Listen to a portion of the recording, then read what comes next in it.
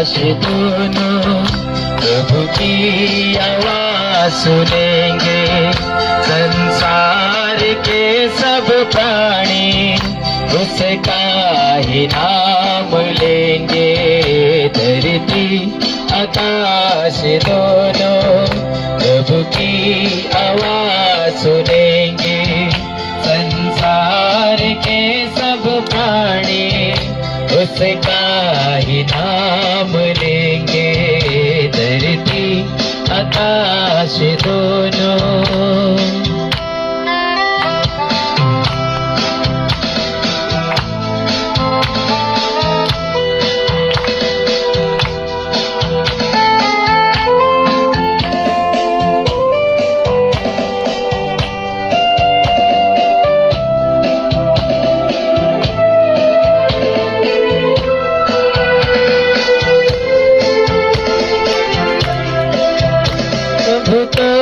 वचन ऐसा है जो चिराग सा जलता है, उस पर कोई चलता है, जीवन से मिलता है।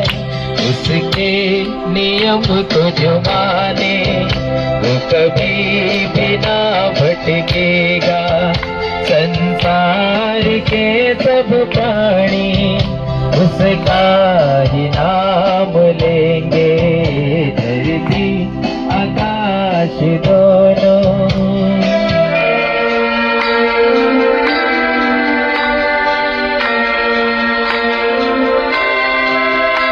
आज इस संसार में आकाश, पृथ्वी, सारे वो सृष्टि अपने परमेश्वर को जानती है, केवल मनुष्य को छोड़कर। ये हमारे लिए बहुत ही अच्छा मौका है कि हम उस उद्धारकर्ता परमेश्वर को जानें। प्रभु का समय आता है, धरती मगन होगी, उसकी दया बरसेगी और जलन होगी। उसके वचन की महिमा और शक्ति हम देखेंगे। कि आपका घर साफ सुथरा रहे, आपका घर अच्छा दिखे, उसी रीति से परमेश्वर का पवित्र वचन में लिखा है कि मनुष्य का शरीर ही परमेश्वर का मंदिर है। परमेश्वर भी यही चाहता है कि मनुष्य भी पवित्र रहे। जैसे आप चाहते हो कि आपका घर साफ रहे, सुंदर रहे और बहुत अच्छा खुशबू आए, तो परमेश्वर का वचन ऐसा बोलता है, जो परमेश्वर का आत्मा, जो परमात्मा है, उसका एक आत्मा जो आपका अंदर में, परमेश्वर का आत्मा आपका अंदर में रहना चाहता है, तो परमेश्वर भी यही चाहता है कि परमेश्वर का घर भी पवित्र हो। परमेश्वर के वचन में ऐसे लिखा है कि परमेश्वर मनुष्य को जब बनाया, पवित्र बनाया, लेकिन आज मनुष्य पाप किया। बहुत सारा तरीका का पाप है।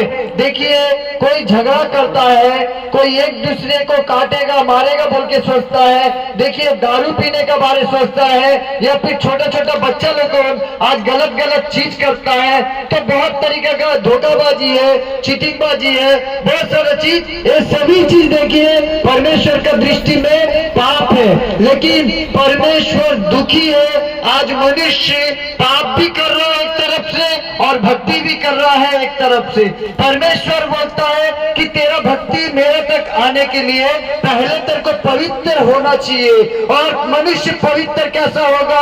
कोई पानी से नहीं और किसी भी चीज से नहीं, क्योंकि आप जब एक पानी में जब आप एक करेले को धोते हो या कोयला को धोते हो, उसका रंग चेंज नहीं होता, या करेले का कड़वाहट दूर नहीं होता। उसी रीति से मनुष्य का पाप क्षमा कोई भी पानी से नहीं हो सकता।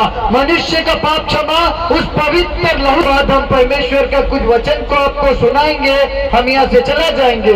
थोड़े देर इस आप कटिंग को लेके जितने भी बड़े छोटे हैं, हम अपने काम धाम को छोड़कर स्वर्ग और बनाने वाला, स्वर्ग और पृथ्वी को बनाने वाला परमेश्वर का आज्ञा को मानते हुए हम आपके पास परमेश्वर का कुछ वचन को लेके आए हैं। तो यहाँ के हर एक निवासी से एक ही विनती है, हाथ जोड़कर, अगर कोई घर के अंदर है तो थोड़ी देर आइए, आपका आशीर्वाद के लिए, आपका भलाई के लिए, आपका उपकार के लिए परमेश्वर यहाँ पे हम सबको भेजा है। तो जितने भी यहाँ पे हमसे बड़े छोटे परमेश्वर का धन्यवाद करते हैं, जो जाति धर्म को नहीं परंतु वो मनुष्य को बनाकर बहुत ही आनंदित था, क्योंकि उसने मनुष्य को बनाई जब तो वो सारी सृष्टि में सबसे अनोखा था, क्योंकि परमेश्वर ने मनुष्य को अपने स्वरूप में बनाया, अपनी समानता में बनाया।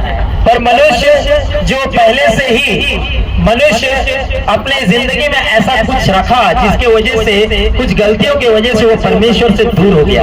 यानी जैसे हम अपने बच्चों को अपनी गलती यदि बच्चे हमारे कर दें तो बच्चों को हम मारते हैं, डांटते हैं, परंतु उसको हम मार नहीं डालते। उसी प्रकार परमेश्वर भी अपने जब बेटे के साथ या उसके जब सृष्टि से गलती हो गई तो उसने उस सृष्टि को नाश नहीं किया, परंतु उस सृष्टि को फिर से वापस पाने के लिए उसने एक मार्ग को निकाला।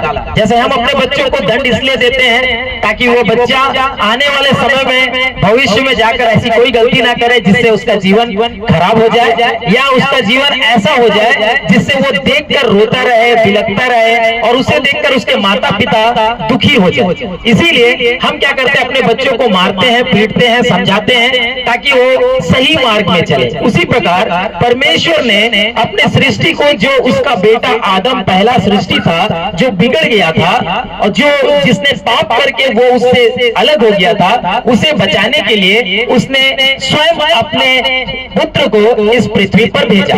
वो पवित्र कुंवारी के द्वारा इस पृथ्वी पर आया।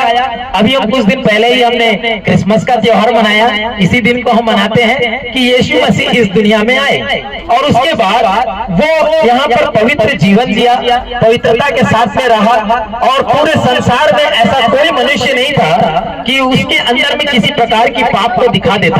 इसीलिए उसने कहा, यदि तुमको लगता है मेरे अंदर कोई पाप है तो तुम मुझे दिखाओ। वो निष्कपट था, निष्कलंक था। उसने परमेश्वर का प्रेम बताया कि परमेश्वर आपसे कितना प्रेम करता है। वो आपको पाना चाहता है, वो आपको दंड देना नहीं चाहता, वो आपको नाश करना नहीं चाहता, परंतु वो आपको उस स्वर्ग राज्य में उस परमेश्वर के साथ वापस मिलाने के लिए इस पृथ्वी पर। लोग मेरी बातों को समझे होंगे, निर्णय आपका है, आप उसे सोच सकते हैं। एक छोटी सी बात बताकर मैं इसे खत्म करूंगा। एक छोटा बच्चा था, एक दिन उसने सोचा अपने पिताजी को या दादाजी को मैं मूर्ख बनाऊंगा। छोटा बच्चा है, उसको मालूम है, तो उसने अपने हाथ में एक तितली को पकड़ लिया और दौड़ दौड़ कर गया और जाकर अपने दादाजी से पूछने लगा, दादाजी दादाजी आप बताइए ये तितली मरी है कि जिंदा है। बच्चे ने पहले से ही डिसाइड करके रखा था कि यदि दादाजी बोलेंगे ये मर गई है तो मैं धीरे से हाथ खोल दूंगा और ये तितली उड़ जाएगी, और यदि दादाजी कहें कि नहीं नहीं ये तो जिंदा है तो मैं इसे अपने हाथों में जोर से दबा दूंगा और ये मर जाएगी। वो इतना बुद्धिमान होकर गया अपने दादाजी को मूर्ख बनाने, और उसके दादाजी को जाकर दिखाने लगा। बोला, दादाजी बताइए ये तितली जिंदा है कि मर गई। दादाजी ने कहा, बेटा ये तितली जिंदा है या मर गई ये निर्णय तेरे हाथ में है, ये फैसला तेरे हाथों में है। ऐसे ही हम भी आपके हाथों में ये फैसला देकर जाते हैं, आप किसे चुनेंगे। आपके सामने हमने जीवन को रखा, हमने आपके सामने मृत्यु को रखा, हमने आपके सामने दिन को रखा, हमने आपके सामने रात को रखा, हमने आपके सामने उजाले को रखा, हमने आपके सामने अंधेरे को रखा। अब चुनने का दायित्व आपका है, आप जिसे चुनना चाहिए आप चुन सकते हैं। इसके बाद भविष्य का निर्णय वो स्वयं आपका निर्णय ही करेगा। मैं विश्वास करता हूँ आप सारे लोग बातों को समझे होंगे। परमेश्वर आप लोगों ने जो सुनने का कष्ट किया, जो समय दिया, परमेश्वर इसके लिए आपको जरूर आशीषित करेगा और आपके जीवन में एक नया मार्ग, एक नया द्वार जरूर खोलेगा। आइए हम प्रार्थना करें और